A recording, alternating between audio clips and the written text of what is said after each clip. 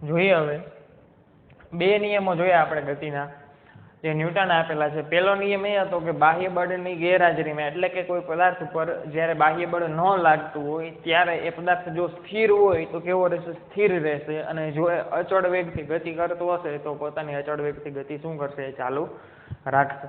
આ તો પહેલો નિયમ. પહેલો નિયમ છે એને જડત્વનો નિયમ પણ કહેવાય છે, કારણ કે જડત્વની વ્યાખ્યા પણ તમે એ જ આપી શકો કે જ્યાં સુધી કોઈ પદાર્થ ઉપર બળ લગાડવામાં ના આવે ત્યાં સુધી છે તે પદાર્થ પોતાની અવસ્થા શું કરે છે? જાળવી રાખે છે. એ જ રીતે બીજો નિયમ જોઈએ આપણે. બીજો નિયમ શું હતો? તો કે ગતિમાન પદાર્થ એટલે કે કોઈ પદાર્થ ગતિમાન હોય તો ગતિમાન પદાર્થના વેગમાનમાં થતા ફેરફારનું સમયનું મૂલ્ય, વેગમાનમાં થતા ફેરફારના સમય દરનું મૂલ્ય આપણને એ પદાર્થ ઉપર, એ ગતિમાન પદાર્થ ઉપર લગાડેલા બળનું મૂલ્ય આપે. એટલે કે બીજા નિયમની મદદથી આપણને શું મળશે? કોઈ પણ પદાર્થ ઉપર જો બળ લાગતું હોય તો બળ આપણે બીજા નિયમની મદદથી આપણે મેળવી શકશું. એના માટેના આપણે સૂત્ર જોયા હતા, F બરાબર માં એટલે કે ma અને F બરાબર m કૌંસમાં v માઇનસ v0 ના છેદમાં t. આવી રીતે બળ શોધવા માટેના બે સૂત્ર જોયા હતા. ત્યાર પછીનો ત્રીજો નિયમ જોઈએ તો કે ત્રીજો નિયમ છે એ લગભગ તમે બધી જગ્યાએ ઓબ્ઝર્વેશન કરેલો હોય, બરોબર છે. એને ઘાત પ્રત્યાઘાતનો નિયમ પણ કહેવામાં આવે છે. ત્રીજો નિયમ એ કહેવા માંગે છે કે તમે જો કોઈ પદાર્થ ઉપર બળ લગાડશો તો એ પદાર્થ એટલું જ બળ એ તમારી ઉપર લગાડશે. એટલે કે તમે જીવનમાં તમારા ઓબ્ઝર્વ કર્યું હોય કે તમે કોઈને જોરથી ક્યારેય મસ્તીમાં ઝાપટ મારી દીધી હોય તો ખાલી એને જ ના લાગે, તમને હાથ ઉપર પણ લાગ્યું હોય, સ્વાભાવિક છે, બરોબર. અને ક્યારેક તમને હાથ ઉપર વધારે લાગી જાય ત્યારે એને લાગ્યું હોય. એટલે કે તમે જે પદાર્થ ઉપર બળ લગાડ્યું એ જ પદાર્થ છે તમારી ઉપર શું કરે? એટલું જ બળ લગાડે છે. તો આને ઘાત પ્રત્યાઘાતનો નિયમ કહેવાય. તો કે દરેક બળો સાર્વત્રિક છે, દરેક બળો હંમેશા કેવા હોય? જોડમાં જ, એટલે કે સમાન મૂલ્યના અને કેવા હોય? વિરુદ્ધ દિશામાં હોય. જેમ કે હું આ બોર્ડ ઉપર આવી રીતે બળ લગાડું તો એ બોર્ડ છે મારી ઉપર એટલું જ બળ લગાડશે. એટલે કે કોઈ એક બળ લગાડી એક ન હોય, હંમેશા કેવું હોય? જોડમાં હોય. એક એની અંદર તરફ જતી દિશામાં અને એક બહાર તરફ જતી દિશામાં. પણ બંનેની દિશા કેવી હોય? વિરુદ્ધ હોય. અને મૂલ્ય કેવું હોય? સમાન હોય. એટલે કે દરેક બળ છે એ કેવા હોય? સમાન મૂલ્યના અને વિરુદ્ધ દિશાના હોય છે. અને કેવા હોય? હંમેશા જોડમાં જ હોય, એકલા બળનું અસ્તિત્વ હોતું નથી. એથી ત્રીજા નિયમને ઘાત પ્રત્યાઘાતનો નિયમ પણ કહેવામાં આવે છે. તો નિયમ આપણે લખી લઈએ કે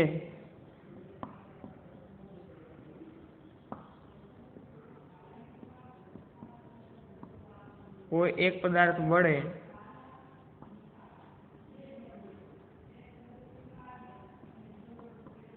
બીજા પદાર્થ પર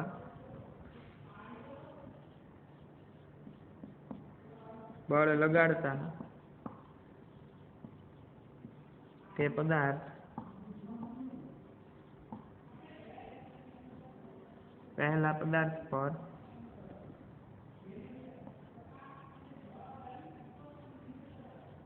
તેટલું જ બળ લગાડે છે. એટલે એ બળનું મૂલ્ય કેવું હોય છે?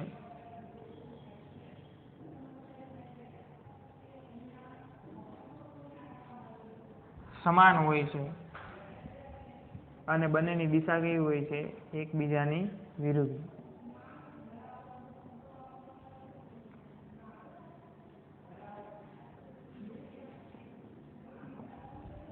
તો એને તમારે હવે પ્રેક્ટિકલી ઓબ્ઝર્વેશન કરવું હોય તો તમારે બે સ્પ્રિંગ કાંટા લેવા પડે.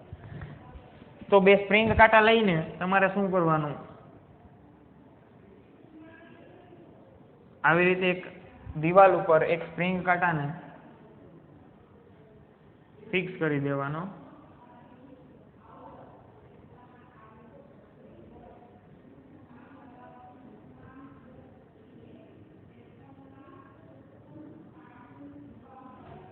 અને બીજા સ્પ્રિંગ કાંટાને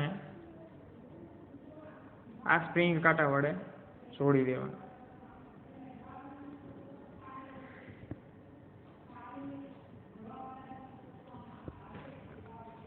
અને આ સાઈડથી તમારે શું કરવાનું? બળ લગાડવાનું. એટલે કે કાંટાને શું કરવાનો? ખેંચવાનો. એક દિવાલ ઉપર એક સ્પ્રિંગ કાંટાને આવી રીતે ફિક્સ કરીને બીજા સ્પ્રિંગ કાંટાને પેલા સ્પ્રિંગ કાંટા વડે કનેક્ટ કરીને બીજા સ્પ્રિંગ કાંટાની છેડેથી તમે શું કરશો? બળ લગાડશો, એટલે કે ખેંચશો.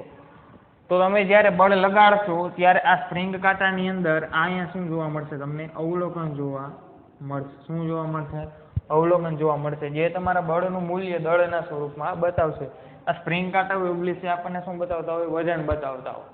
પણ એ વજન છે એ તમને શું આપે? આ વચ્ચેનું લાગતું બળ આપશે કે બે સ્પ્રિંગ કાંટા, કારણ કે અહીંયા તો ફિક્સ છે એટલે એ તો કોઈ હલવાનું નથી, તો આની વચ્ચે તો કેટલું બળ લાગે છે એ બળ તમને આપશે. તો તમે જ્યારે અહીંથી બળ લગાડશો ત્યારે આની અંદર જેટલા નંબર બતાવશે તમને એટલા જ નંબર આ સ્પ્રિંગ કાંટાની અંદર બતાવશે. એટલે કે તમે જો 5 ન્યૂટન બળ લગાડો છો તો અહીંથી 5 ન્યૂટન હશે, અહીંયા પણ કેટલું હશે? 5 ન્યૂટન હશે. એટલે કે બંને સ્પ્રિંગ કાંટા ઉપર શું બતાવશે? સમાન અવલોકન બતાવશે. એનો મતલબ શું થાય? તો કે આ સ્પ્રિંગ કાંટા ઉપર બળ લગાડે છે કેટલું? 5 ન્યૂટન. અને એ જ બળ આ બીજો પેલો સ્પ્રિંગ કાંટો છે બીજા સ્પ્રિંગ કાંટા ઉપર લગાડે છે કેટલું? 5 ન્યૂટન. તો આવી રીતે તમે બળનું ઓબ્ઝર્વેશન કરી શકશો કે બે બાજુ જો તમને સમાન અવલોકન જોવા મળે સ્પ્રિંગ કાંટાની અંદર, તો એનો મતલબ શું થયો? એ ન્યૂટનના ગતિના ત્રીજો નિયમ, એટલે કે બંને બાજુ કેવું બળ લાગતું હોય? સમાન બળ લાગતું હોય. અને બંને કેવું હોય? એકબીજાની વિરુદ્ધ દિશામાં હોય. તો આવી રીતે ન્યૂટનના 1, 2 અને 3 નિયમો છે. હવે આ ચેપ્ટરનો આપણે લાસ્ટ ટોપિક જોશું, વેગમાન સંરક્ષણનો નિયમ. વેગમાન સંરક્ષણ એટલે કે બચાવ કરો. સંરક્ષણ એટલે કે જે તે વસ્તુ હોય એ વસ્તુનો બચાવ કરીને લાંબા સમય સુધી તમારે એને એમનેમ એટલે કે અચળ રાખવાની, એનું સંરક્ષણ કરવાનું. તો જોઈએ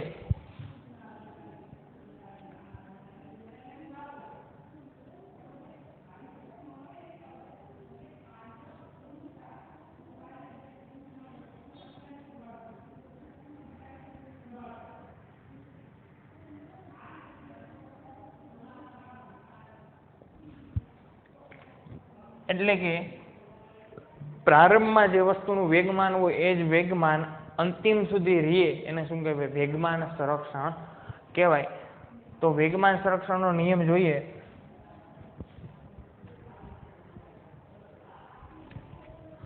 તો નિયમ એવી રીતે છે કે બાહ્ય બળની ગેરહાજરીમાં તંત્રનું કુલ વેગમાન શું રહે છે? અચળ રહે.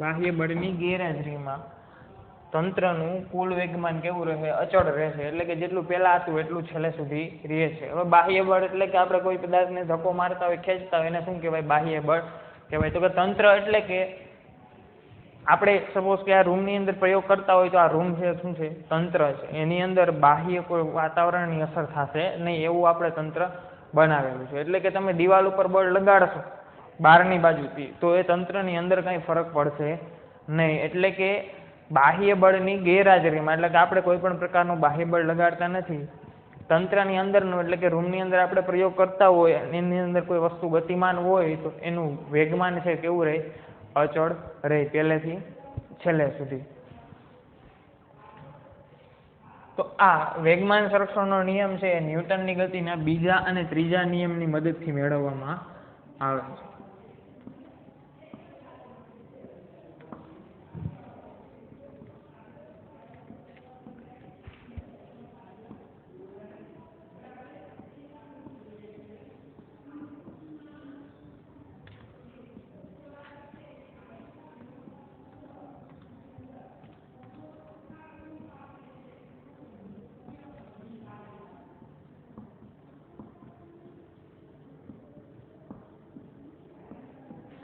એટલે કે આ વેગમાન સંરક્ષણનો નિયમ છે આપણે સાબિત કરશું, તો એ સાબિત કરવામાં આપણે કેનો ઉપયોગ કરશું? ન્યૂટનની ગતિના બીજા અને ત્રીજા નિયમનો ઉપયોગ કરશું.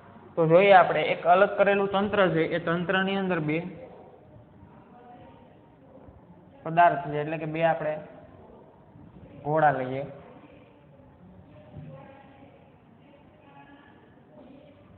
એ શું કરે છે? ગતિ કરે છે.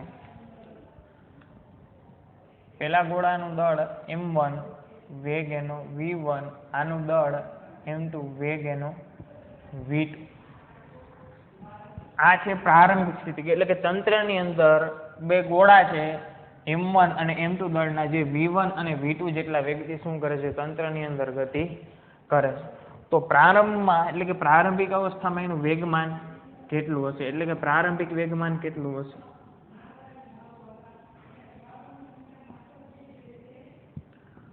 તો કે તંત્રનું પ્રારંભિક વેગમાન એટલે કે આ બે ગોળા છે, પ્રારંભમાં એનું વેગમાન એટલે કે પહેલા ગોળાનું વેગમાન શું થશે? m1 v1. વેગમાન એટલે કે દળ અને વેગનું ગુણાકાર, જે આપણે આગળ ભણી ગયા. એવી જ રીતે બીજા ગોળાનું શું થશે? m2 v2. તો m1 v1 અને m2 v2 એ શું થશે? પ્રારંભિક વેગમાન થશે. એટલે કે પ્રારંભિક વેગમાનને આપણે p1 નામ આપીએ તો બંનેનો સરવાળો કરીએ m1 v1 plus m2 v2. આ થયું પ્રારંભિક કુલ વેગમાન m1 v1 plus m2 v2. હવે અમુક સમય બાદ આ બે ગોળા શું કરે છે? એકબીજા સાથે અથડામણ કરે છે. અથડામણ કરે છે એટલે કે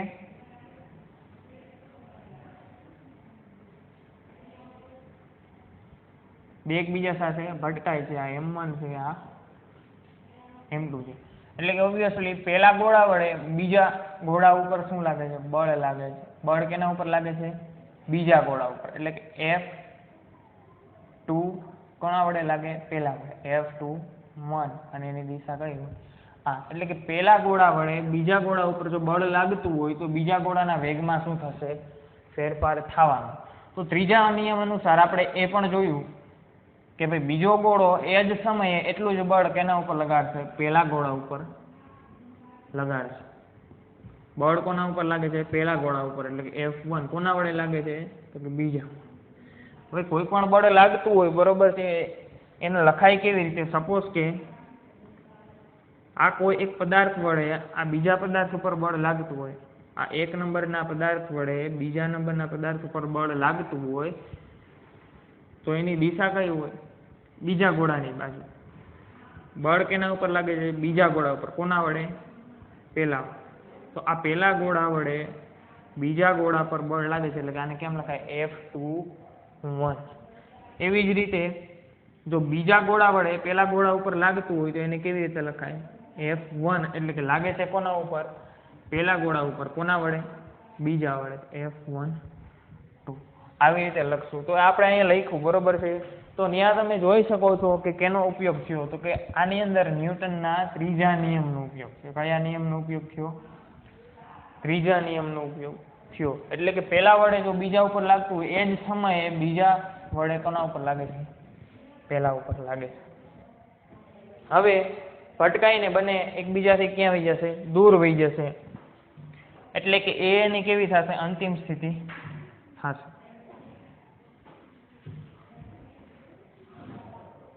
ભટકાઈને દૂર ખસી ગયા એટલે કે વેગમાં ફેરફાર થયો. જો પેલા હારે ભટકાશે, બીજા ગોળા હારે ભટકાશે તો બીજા ગોળાના વેગમાં ફેરફાર થાય, તો એ વેગમાં થતો ફેરફારને આપણે v2 ડેશ નામ આપ્યું. એવી જ રીતે જો બીજા વડે પેલા ઉપર બળ લાગતું હોય તો પેલા ગોળાના વેગમાં ફેરફાર થાય, એને આપણે v1 ડેશ આપીએ. દળ તો એનું બદલાવાનું નથી, એટલે કે m1 અને m2 એમનેમ રહેશે. તો આ થઈ એની અંતિમ સ્થિતિ થઈ. કઈ સ્થિતિ થઈ? અંતિમ સ્થિતિ થઈ. તો આ સ્થિતિની અંદર એનું વેગમાન કેટલું હશે? તો કે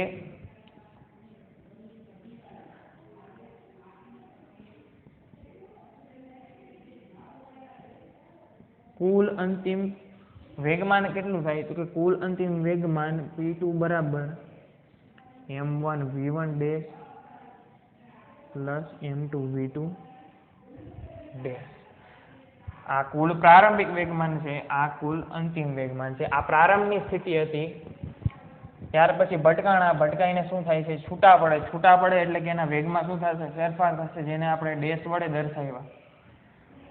અને અંતિમ એનું વેગમાન થયું m1 v1 dash m2 v2 dash. અહીંયા જોઈએ આ સ્થિતિની અંદર કયો નિયમ લાગ્યો?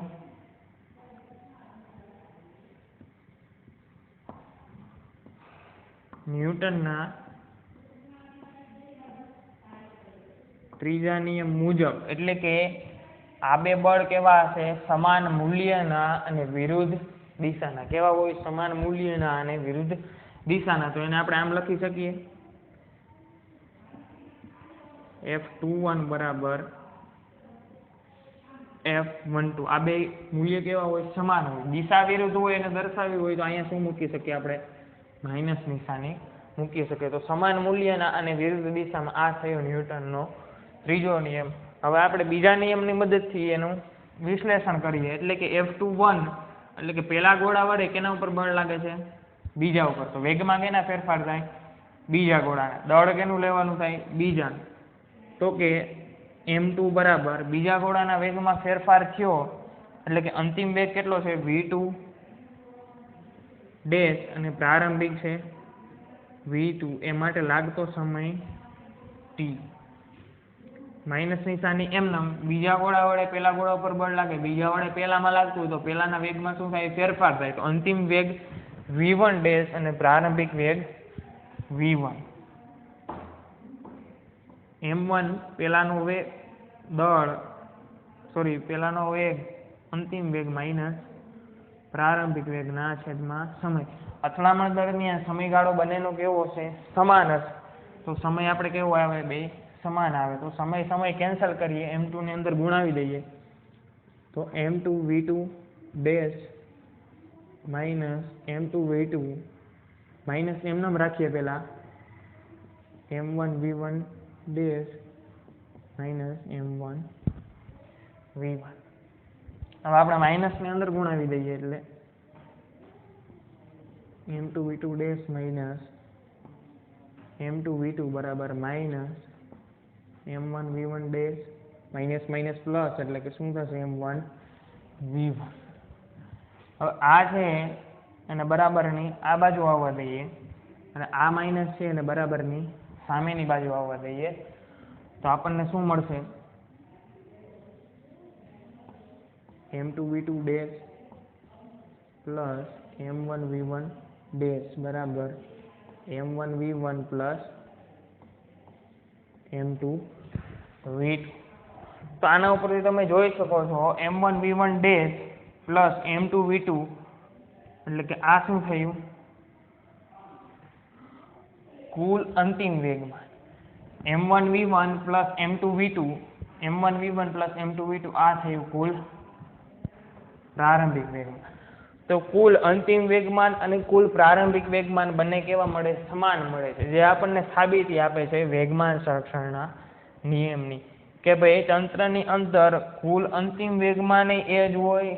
કેટલું હોય? તો કે એ પ્રારંભિક વેગમાન જેટલું હોય. એટલે કે પોતાની સમગ્ર ગતિ દરમિયાન એનું વેગમાન કેવું રહેશે? અચળ રહેશે. કે જ્યાં સુધી બાહ્ય બળ લાગતું હોય નહીં ત્યાં સુધી. એટલે કે બાહ્ય બળની ગેરહાજરીમાં તંત્રનું કુલ વેગમાન શું રહે છે? અચળ રહે છે. જેથી આને તમે એમ લખી શકો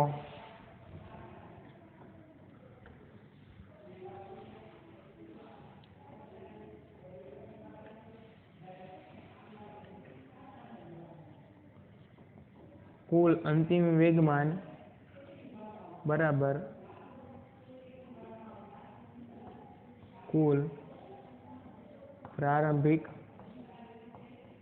વેગ. તો આવી રીતે વેગમાન સંરક્ષણનો નિયમ આપણે સાબિત કરી શકીએ. તો કે વેગમાન સંરક્ષણનો નિયમનો પ્રશ્ન પૂછાય, ખૂબ IMP છે અને આગળ તમને 11મા ધોરણ સાયન્સની અંદર પણ તમને કામ આવી શકે છે. તો આખો પ્રશ્ન જ છે જે તમારે આમ જ લખવાનો થશે.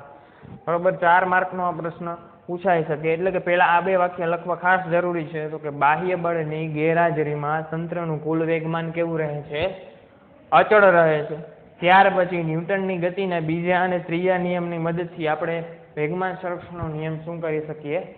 સાબિત કરી શકીએ છીએ. તો સૌપ્રથમ એક આપણે તંત્ર લીધું, એની અંદર બે ગોળા છે જેનું દળ m1 અને m2 છે. એ તંત્રની અંદર બીજું કોઈ નથી આ બે ગોળા સિવાય. એટલે કે m1 ગોળો છે v1 વેગથી ગતિ કરે છે, m2 છે એ v2 વેગથી ગતિ કરે છે. તો એનું પ્રારંભિક કુલ વેગમાન કેટલું થશે? m1 v1 plus m2 v2. હવે થોડા સમય પછી એ શું કરે છે? એકબીજા સાથે અથડામણ થાય છે. એટલે કે બીજા ગોળા ઉપર પેલા ગોળા વડે બળ લાગે છે F21 અને એ જ સમયે પેલા ગોળા ઉપર બીજા ગોળા વડે બળ લાગે છે એટલે કે F12. ત્યાર પછી બંને શું થાય છે છૂટા પડી જાય છે તો છૂટા પડે એટલે કે ઓબ્વિયસલી એકબીજાને ભટકાણા હોય તો એના વેગમાં ફેરફાર થવાનો જ છે પણ દળ તો એનું કેટલું જ રહે m1 m2 જ રહે. તો પહેલાનું બદલાય તો એનું આપણે શું લીધું v1 ડેશ લીધું. v1 તો આપણે લઈ ના શકીએ કારણ કે એનાથી આપણે અલગ જ લેવું પડે કારણ કે વેગમાં શું થયું હોય ફેરફાર થયો હોય. એવી જ રીતે બીજાના વેગમાં ફેરફાર થાય તો એને આપણે શું લઈ શકીએ v2 ડેશ. તો એના ઉપરથી આપણે કુલ અંતિમ વેગમાન લીધું m1 v1 dash plus m2 v2 dash. પછી આપણે શું કર્યું તો કે જ્યારે અથડામણ થઈ એ સમય દરમિયાન આપણે ત્રીજા નિયમ ને મૂક્યો. ત્રીજા નિયમ અનુસાર દરેક બળ કેવા હોય સમાન મૂલ્યના અને વિરુદ્ધ દિશાના. તો એ આપણે મૂકીને એનું વિશ્લેષણ કર્યું તો અહીંયા આપણે ન્યૂટનના બીજા નિયમનો ઉપયોગ કર્યો. બીજા નિયમનો ઉપયોગ એટલા માટે કારણ કે આપણે અહીંયા બળનું શું મૂક્યું સૂત્ર મૂક્યું. તો બળનું સૂત્ર મૂકીએ એટલે કે બીજા નિયમનો ઉપયોગ કરીને આપણે શું કુલ અંતિમ વેગમાન બરાબર કુલ પ્રારંભિક વેગમાન છે આપણે તાર્યું. તો આવી રીતે વેગમાન સંરક્ષણના નિયમને આપણે સાબિત કરવાનો છે. બાકીનું હવે જે છે આપણે ઉદાહરણ દ્વારા વિશેષ સમજણ મેળવશું.